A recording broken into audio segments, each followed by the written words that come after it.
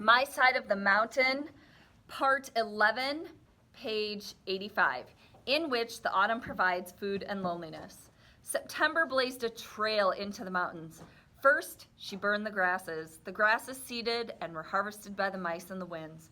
And then she sent the squirrels and the chipmunks running boldly through the forest, collecting the hiding nuts.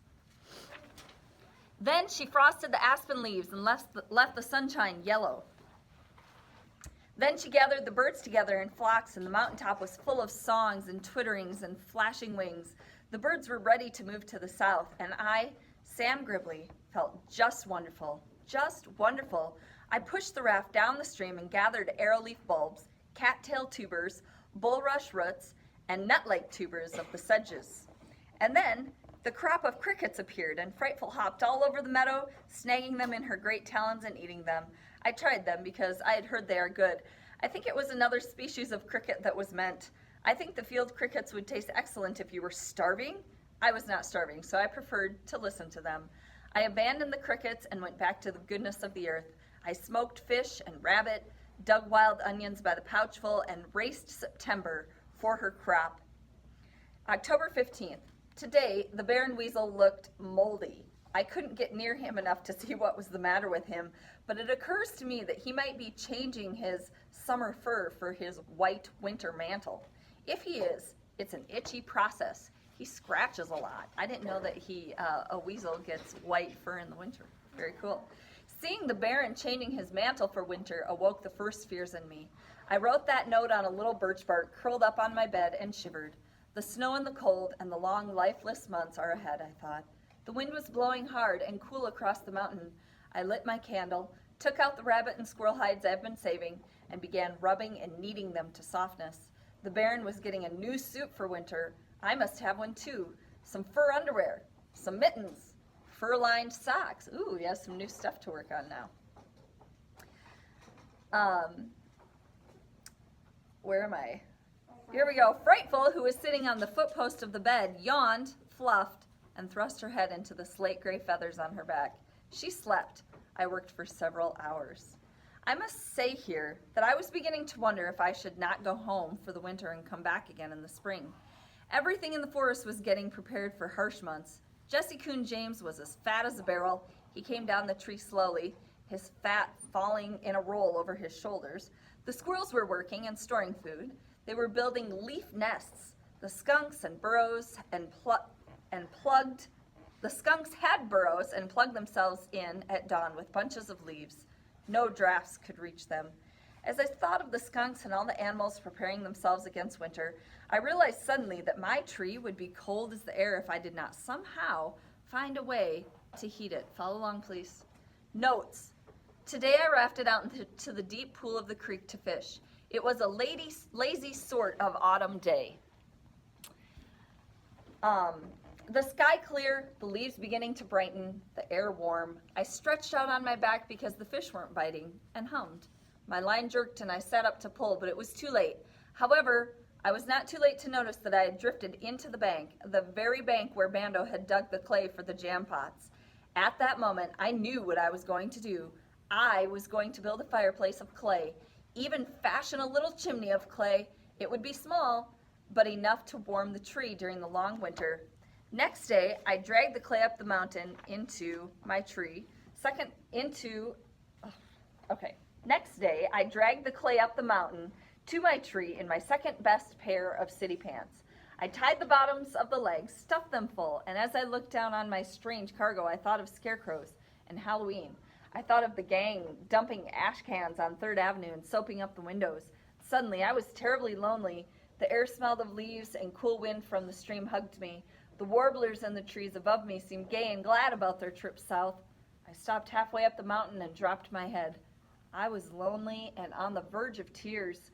Suddenly there was a flash, a pricking sensation on my leg, and I looked down in time to see the Baron leap from my pants to the cover of fern. He scared the loneliness right out of me. I ran after him and chased him up the mountain, losing him from time to time in the ferns and the crow feet. We stormed into camp, an awful sight. The Baron bouncing and screaming ahead of me and dragging the half-scarecrow of clay. Frightful took one look and flew to the end of her leash. She doesn't like the Baron and watches him, well, like a hawk. I don't like to leave her alone. And notes, must make fireplace. It took 3 days to get the fireplace worked out so that it didn't smoke me out of the tree like a bee. It was an enormous problem. In the first place, the chimney sagged because the clay was too heavy to hold itself up. So I had to get dry grasses to work into it so it could hold its own weight. I whittled out one of the old knot holes to let the smoke out, and I built a chimney down from this. Of course, when the clay dried, it pulled away from the tree and all the smoke poured back in on me. So I tried sealing the leak with pine pitch, and that worked all right. But then the funnel over the fire bed cracked, and I had to put wooden props under that. The wooden props burned, and I could see this wasn't going to work either, so I went down the mountain to the site of the old Gribbly farmhouse, and I looked around for some iron spikes or some sort of metal. I took the wooden shovel that I had carved from the board and dug around in what I thought must have been the back door or possibly the wood house. I found a hinge, old handmade nails that would come in handy, and finally, treasure of treasures, the axle of an old wagon. It was much too big, but I had no hacksaw to cut it into smaller pieces, and I was not strong enough to heat it and hammer it apart. Besides, I didn't have anything to put a small wooden mallet. I didn't have anything but a small wooden mallet I had made. I carried my trophies home and sat down before my tree to fix dinner and feed Frightful. The evening was cooling down for a frost. I looked at Frightful's warm feathers. I didn't even have a deer hide for a blanket.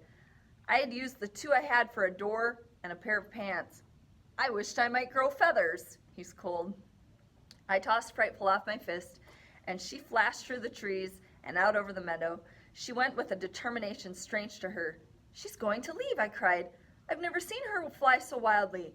I pushed the smoked fish aside and ran to the meadow. I whistled and whistled and whistled until my mouth was dry and no more whistle came. I ran onto the big boulder. I could not see her. Wildly, I waved the lure. I licked my lips and I whistled again. The sun was a cold, steely color as it dipped below the mountain. The air was now brisk and Frightful was gone. I was sure that she had suddenly taken off on the migration. My heart was sore and pounding. I had enough food, I was sure. Frightful was not absolutely necessary for my survival, but I was so fond of her. She was more than a bird. I knew I must have her back to talk to and play with if I was going to make it through the winter. I whistled, and then I heard a cry in the grasses up near the white birches. In the gathering darkness, I saw movement. I think I flew to that spot, and there she was. She had caught herself a bird. I rolled into the grass beside her and clutched her jesses, which are the ropes that he keeps on her. She didn't intend to leave, but I was going to make sure she didn't. I grabbed so swiftly that my hand hit a rock and I bruised my knuckles. The rock was flat and narrow and long. It was the answer to my fireplace. I picked up Frightful in one hand and the stone in the other, and I laughed at the cold, steely sun as it slipped out of sight because I knew I was going to be warm. This flat stone was what I needed to hold up the funnel and finish my fireplace, and that's what I did with it. I broke it into two pieces, set one on each side under the funnel, lit the fire, closed the flap on the door, and I listened to the wind bring the first frost to the mountain. I was warm. And then I noticed something dreadful. Frightful was sitting on the bedpost, her head under her wings. She was toppling. She jerked her head out of her feathers. Her eyes looked glassy. She's sick, I said. I picked her up and stroked her, and we both might have died there if I had not opened that tent flap to get her water. The cold night air revived her. Air, I said. This fireplace used up all our oxygen. I've got to ventilate this place. We sat out in the cold for a long time because I was more than a little afraid of what our end might have been. I put out the fire, took down the door, and wrapped up in it. Frightful and I slept with a good frost nipping at our faces. Notes: I cut out several more knot holes to let air in and out of the tree room. I tried it today. I have Frightful on my fist watching her. It's been about 2 hours and she hasn't fainted and I haven't gone numb. I can still write and see clearly. Test: Frightful's healthy face.